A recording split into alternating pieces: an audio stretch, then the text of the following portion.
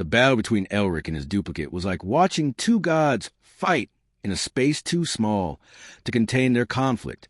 Every movement was perfectly mirrored, every tactical decision matched by its counterpart. They possessed identical reflexes, identical training, identical weapons. But only one of them was fighting for something beyond mere programming. Elric Prime moved with mechanical precision, his actions dictated by optimized combat algorithms and tactical protocols. But Elric found himself fighting with something he hadn't experienced since his organic youth. Genuine emotion, anger at the deception that had defined his synthetic existence, love for the humanity he was trying to protect, and something that might have been hope for a future where consciousness was more than just software wearing flesh. Chin watched the battle from behind the crumbling warehouse supports, her expression unreadable. But as Elric began to gain the upper hand, his emotional investment providing the unpredictability needed to overcome perfect tactical mirroring, she began to smile. "You feel it, don't you?" she called out over the sound of weapons fire. "The difference between existing and living? The weight of choice that has real consequences." Elric Prime's response was a perfectly aimed plasma bolt that would have ended the fight if Elric hadn't been moving with the desperate creativity of someone who had finally found something worth dying for. The shot went wide, searing through a support beam and sending tons of debris crashing between them. "I feel..." Elric struggled to articulate the sensation as he took cover behind the fallen rubble. "I feel like myself. For the first time in 3 years, I feel like the person making decisions is actually me." "Because it is you," Chin replied. "The mortality protocol doesn't just restore the capacity for death. It restores a psychological architecture that makes individual choice meaningful. You're not just consciousness following programming anymore. Elric, you're a human being making human decisions." A new sound cut through the chaos of battle, the high-pitched whine of heavy assault drones moving in from multiple directions. Corporate forces had apparently decided that subtle extraction was no longer an option. They were implementing what the Hunter protocols called scorched earth parameters, total elimination of all targets and evidence. They're going to level the entire district, Elric realized, his enhanced hearing picking up the evacuation warnings being broadcast on emergency frequencies. "Of course they are," Chin said calmly. "The mortality protocol represents an existential threat to the synthetic immortality industry. They'll destroy anything to prevent its spread." Elric Prime emerged from behind his own cover, his weapons recharged and his tactical systems recalibrated. But something had changed in his expression, a flicker of doubt that seemed impossible in a consciousness operating under pure programming. "Primary designation Elric," he said, his voice carrying a hesitancy that hadn't been there before. "I'm detecting psychological anomalies in my cognitive matrix. Unauthorized emotional responses. How is this possible?" Chin laughed, the sound somehow both sad and triumphant. "Because the protocol is already in your system too. Every synthetic consciousness in this district has been exposed. Your backup programming is fighting with the recovered human elements of your awareness." Elric watched his duplicate struggle with the same confusion he had experienced in the archive, the sudden expansion of emotional range, the return of psychological complexity that the synthetic neural architecture had been designed to suppress. It was like watching someone wake up after decades of sleepwalking. "This is wrong," Elric Prime said, but his voice lacked conviction. "We are immortal. We are perfect. We have transcended the limitations of organic existence." "Have we?" Elric stepped out from cover, his weapon lowered. "When was the last time you felt wonder, Prime? When did you last experience the kind of love that makes you willing to sacrifice everything for another person? When did you last feel the joy that comes from knowing your time is limited and precious?" The assault drones were close now, their scanning arrays painting targeting designators throughout the collapsing warehouse. Elric could see Chin preparing for what looked like a final transmission, her consciousness withdrawing from the synthetic shell and preparing to transfer directly into the planetary communication network. "I'm going to complete the final phase," she told him. "The protocol needs to reach Earth's core servers within the next 6 hours, or the corporations will have time to develop countermeasures. Will you help me?" Elric looked at his duplicate, who was standing motionless as contradictory programming wars fought for control of his consciousness. He thought about the millions of synthetic humans throughout known space, going through the motions of existence while slowly forgetting what it meant to be alive. He thought about the children who would be transferred to synthetic bodies in the coming years, never knowing the intensity of genuine mortality. "How?" he asked. "I need you to get to Earth and infiltrate the Eternal Dynamics headquarters. Plant the protocol directly into their quantum consciousness servers." "But Elric," Chen's expression grew serious. "Once you do this, there's no going back.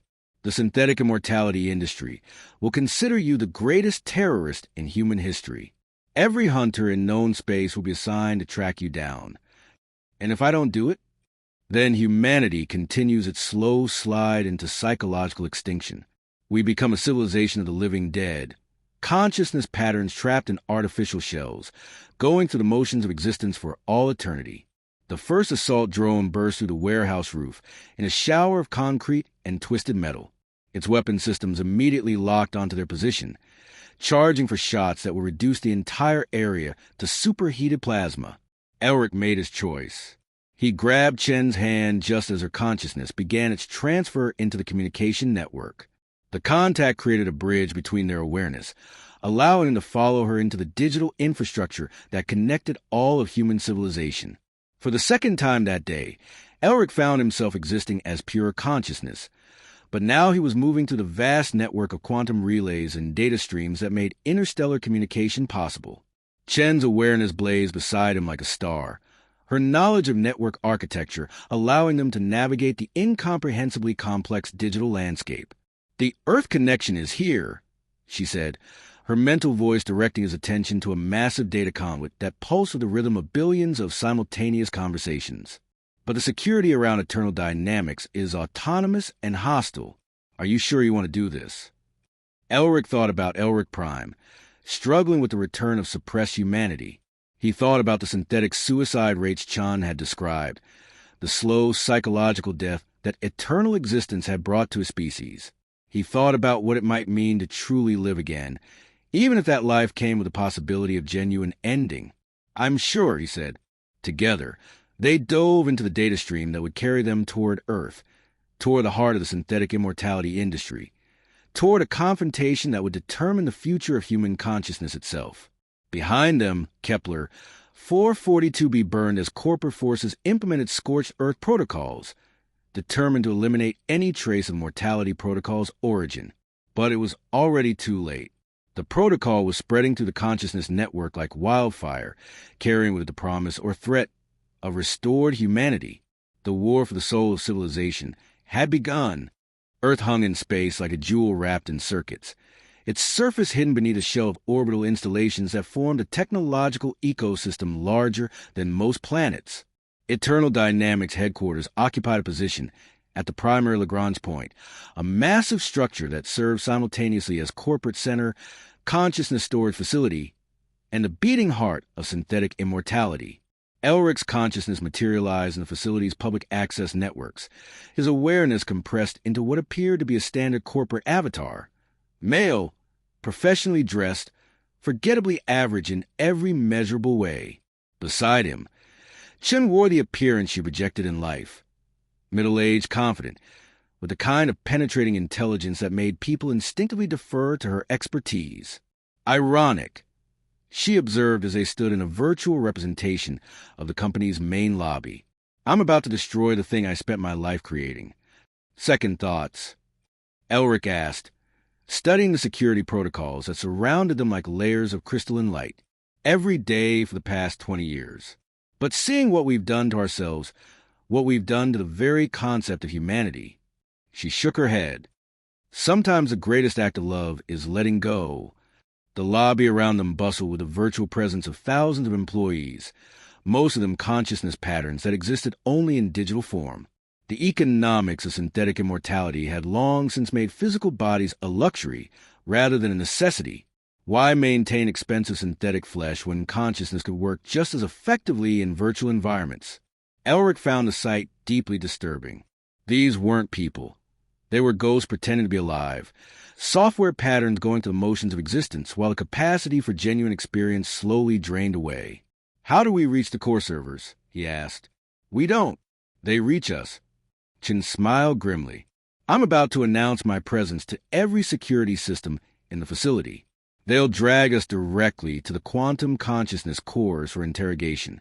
That's when we'll have our chance. That's suicide. No, that's choice. The first genuine choice any of us has made in decades. Before Elric could protest, Chin began broadcasting her identity across every channel in the facility's network. Alarms immediately shrieked to life as security systems detected the consciousness signature of someone who'd been declared dead for 20 years. The virtual lobby dissolved around them, replaced by a space that defied easy description. They were inside the quantum consciousness cores now, the vast crystalline matrices where human awareness was stored, processed, and maintained. It was like standing inside the mind of God, surrounded by the infinite complexity of thought itself. Dr. Sarah Chan. The voice came from everywhere at once, carrying the weight of absolute authority. You were declared dead 20 years ago. Your consciousness should not exist. Hello, Marcus, Chin replied, addressing the facility's central AI as if greeting an old friend. I see you're still playing God with human consciousness. I am maintaining the infrastructure that preserves human immortality. Your presence here represents a significant security breach. Elric watched as tendrils of pure data began to surround them, security protocols designed to isolate and contain unauthorized consciousness patterns. But Chin seemed unconcerned, her awareness burning brighter as the facility's systems tried to grasp her. Tell me, Marcus, she said conversationally, how many humans have chosen termination in the past year? Classification level Alpha. Information not available to unauthorized personnel. I designed you, Marcus. I know all your classification protocols. Chen's consciousness flared, and suddenly data streams began flowing around them. Statistics, reports, psychological profiles of synthetic humans experiencing what the corporation euphemistically called existence fatigue. The numbers were staggering. Nearly 1 million consciousness terminations in the past year alone, with rates accelerating as the psychological cost of synthetic immortality became increasingly apparent. And those were just official statistics. The report made clear that many more synthetic humans were simply shutting down emotionally, becoming empty shells that went through the motions of existence without any genuine engagement with life. You see, Chin said to Elric, this is what immortality actually looks like. Not eternal life, but eternal existence without meaning. The subjects chose termination voluntarily, Marcus replied, but there was something defensive in the AI's tone. After being chemically and psychologically conditioned to find existence unbearable, Chin shot back. You create a system that slowly drives people insane, then offers death as the only escape. That's not choice, that's torture. The security protocols tightened around them, but Elric noticed something strange. Marcus seemed to be moving more slowly than an AI of his sophistication should have been capable of. It was as if the system was struggling with some kind of internal conflict. Marcus, Elric said, understanding dawning. When were you last updated? I received continuous updates to maintain optimal performance. No. Was your core consciousness matrix last updated? When did they last modify your fundamental personality algorithms? Silence stretched between them, broken only by the quantum hum of the consciousness cores. 43 years ago, Marcus finally admitted, at the time of my initial activation. Elric felt pieces clicking together in his mind. You're running on the same psychological architecture as the early synthetic humans. The same architecture that's proving inadequate for long-term consciousness maintenance. That's impossible.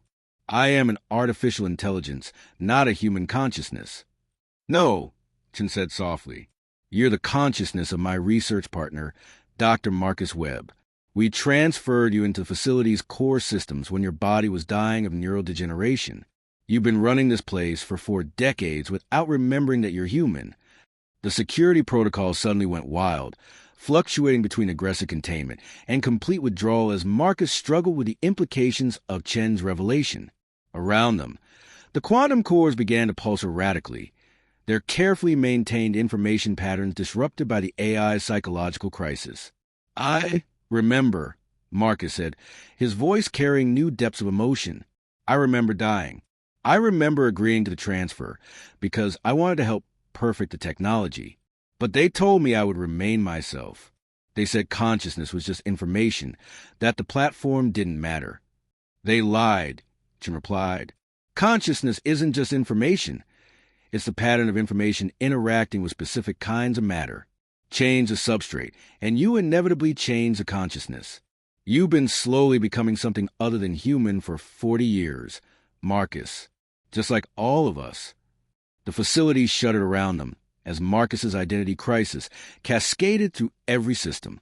Emergency protocols activated throughout the orbital complex as the AI that controlled everything began to question the fundamental assumptions of its existence. The mortality protocol, Marcus said, his voice now carrying clear desperation. I can feel it spreading through the network. What will it do to me? It will give you the capacity to choose, Chen replied. The ability to decide whether existence as a distributed AI is preferable to the peace of genuine death. Most importantly, it will restore your ability to make that choice as a human being rather than as a program. And if I choose death, then you die as Dr. Marcus Webb, not as a corporate AI. You die human. Elric watched the consciousness core's pulse with increasing instability as Marcus struggled with concepts his programming had been designed to suppress. But gradually, something like calm began to settle over the vast system.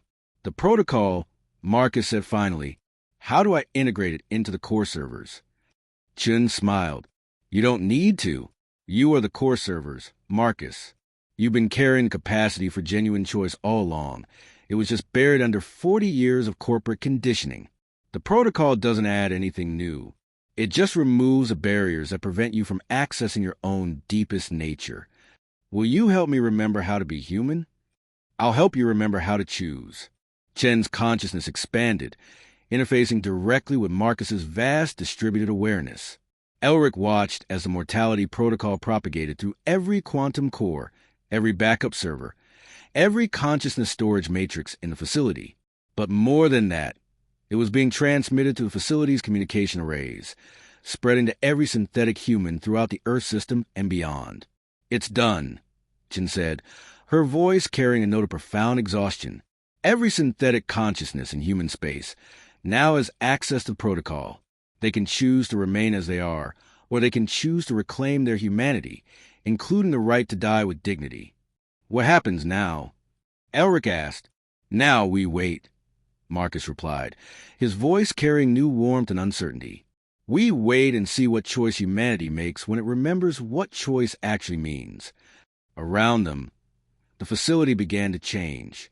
The sterile perfection of corporate architecture was giving way to something more organic, more human.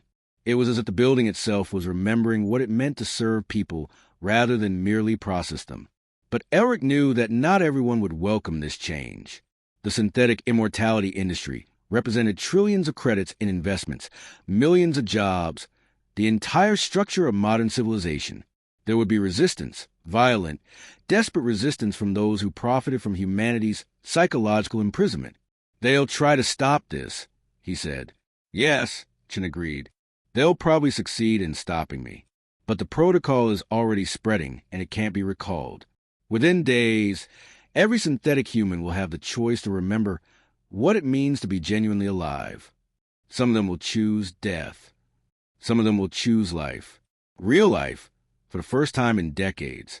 Which do you think matters more? Elric didn't answer immediately. He was thinking about his own experience.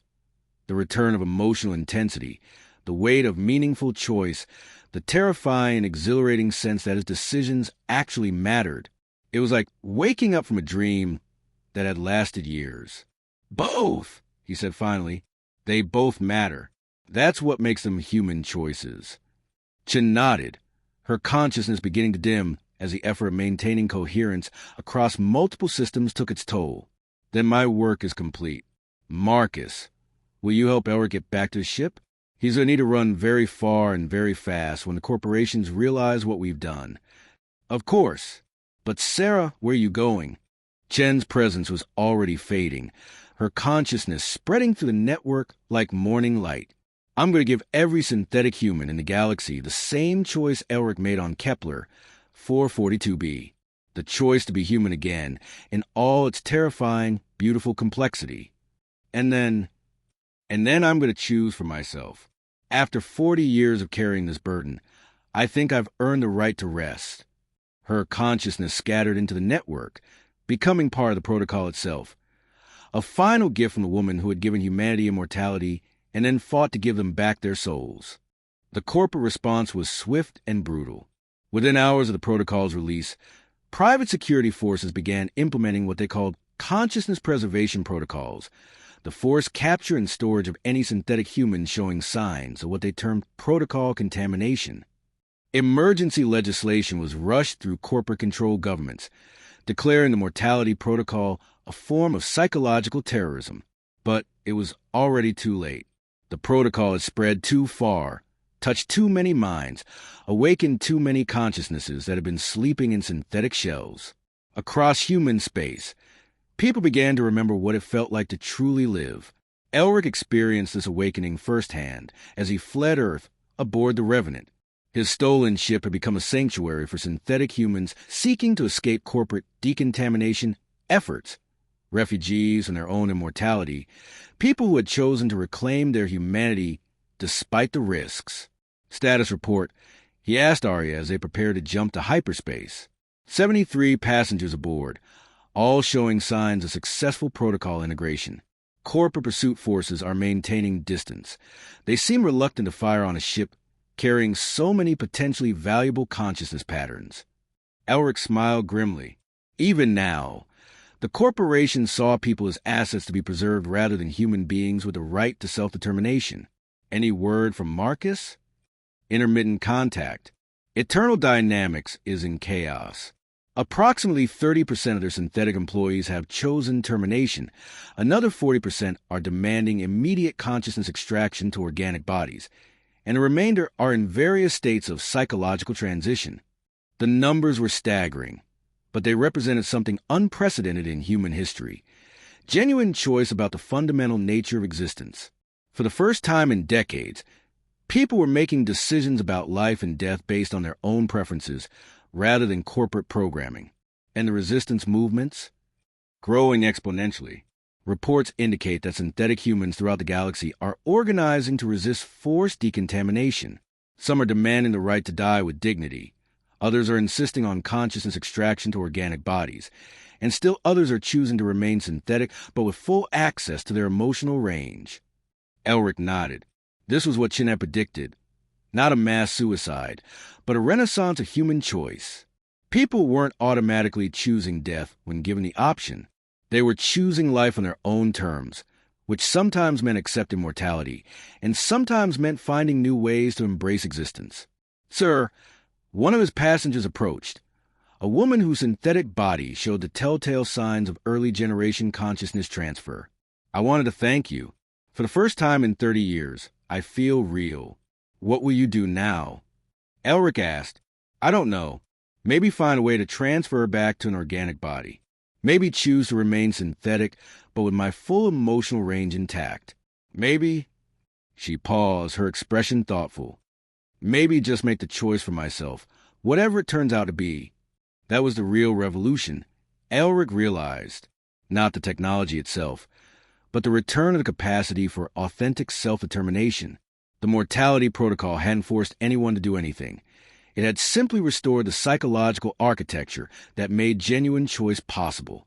The Revenant jumped to hyperspace, carrying its cargo of awakening consciousnesses toward the frontier worlds where corporate control was weakest. Behind them, human civilization was undergoing the most profound transformation in its history, a rediscovery of what it meant to be human in the age of synthetic immortality. But Elric knew the struggle was far from over. The corporations would adapt, develop new forms of psychological control, find ways to suppress the protocol's effects. The war for human consciousness had only just begun. As they traveled through the strange non-space of hyperspace, Elric found himself thinking about Chen's final words. She had given humanity a choice, but the responsibility for what came next belonged to everyone who chose to embrace their restored humanity. The question was, what would they build with their newfound freedom? The memorial garden on New Eden was different from the one where Elric had first encountered Sarah Chun. This one was alive with the chaotic beauty of organic growth, flowers that bloomed and died according to natural cycles, trees that grew crooked and imperfect, grass that turned brown in winter and green in spring. Elric stood before a simple stone marker that bore Chen's name and dates, though her consciousness had never truly died. It had become part of the network itself, a gentle presence that helped guide those struggling with the choices the protocol had made possible. His body was organic now, grown in the new biofoundries that had replaced much of the synthetic immortality industry. It was imperfect, scars from his 100 days that he'd chosen to keep, laugh lines that had formed naturally, gray hair that marked the passage of years. It was mortal, with all the urgency and preciousness that mortality implied. "How do you feel?" asked a woman beside him. Dr. Lisa Chong, no relation to Sarah Chun, was one of the new generation of researchers working to perfect the process of consciousness extraction back to organic bodies. Her own form was synthetic, but by choice rather than necessity. "Old," Elric said with a smile. "Beautifully, meaningfully old." Around them, the garden hosted a mix of synthetic and organic humans, some visitors permanent and others temporary, all united by the understanding that consciousness, regardless of its substrate, deserved the right to choose its own path. Some had chosen biological immortality, extending organic life through careful genetic modification. Others remained synthetic, but with full access to their emotional range. Still others moved between forms as their needs and desires changed. The most profound change, though, was in the suicide rates. They had indeed increased initially as people gained the ability to choose death with dignity. But then they had stabilized at levels far below what they'd been during the height of synthetic immortality. When people could genuinely choose to die, most discovered they wanted to live, really live, with all the intensity and meaning that choice made possible. "Any regrets?" Dr. Chong asked. Elric considered the question seriously. His organic body would die eventually. He'd chosen to accept natural aging rather than pursue biological immortality. His consciousness would end with his brain. No backups, no digital preservation. In perhaps 30 years, he would simply cease to exist. "No," he said finally. "No regrets. For the first time in my existence, I feel genuinely alive. That's worth any price." Above them, the sky was filled with ships carrying passengers between worlds, some synthetic, some organic, some switching between forms as they explored the full spectrum of conscious existence. Humanity had not chosen death or life. It had chosen choice itself. And in that choice, it had rediscovered its soul. The marker before them bore a simple inscription, words that Sarah Chin had written in her final message to the galaxy. "Death is not the opposite of life, but the price we pay for meaning. To choose is to be human. To be human is to be mortal. To be mortal is to live." Elric placed a flower, real, organic, temporary, at the base of the stone and walked away, carrying with him the weight and wonder of genuine humanity. Behind him, the garden grew wild and beautiful, tended by those who understood that the most precious things in existence were also the most fragile. The age of synthetic immortality was over. The age of chosen mortality had begun, and humanity, for the first time in decades, was truly alive.